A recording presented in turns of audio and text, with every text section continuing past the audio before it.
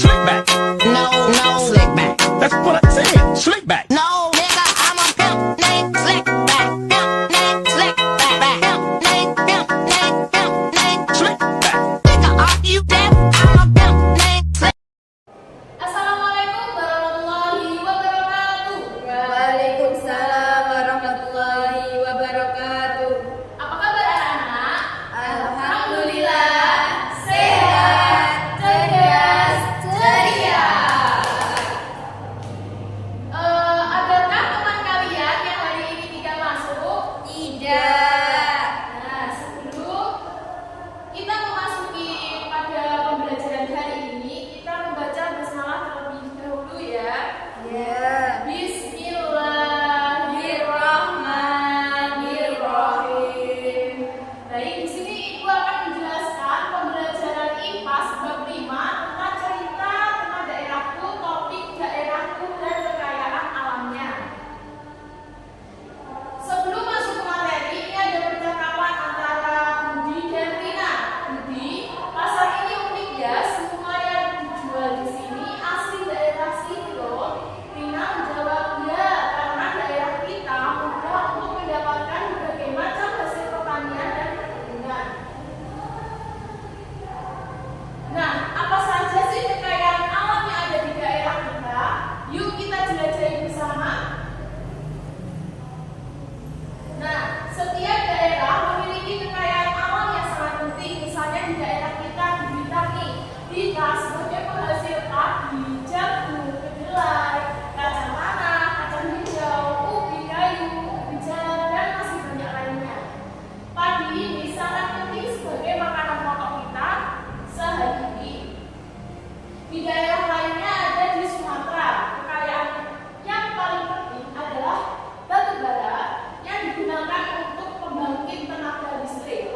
Jadi setiap daerah itu memiliki kekayaan alam yang penting dan berbeda-beda. Ada keterkaitan antara kerentanan alam dengan potensi kekayaan alam yang dimiliki oleh setiap daerah.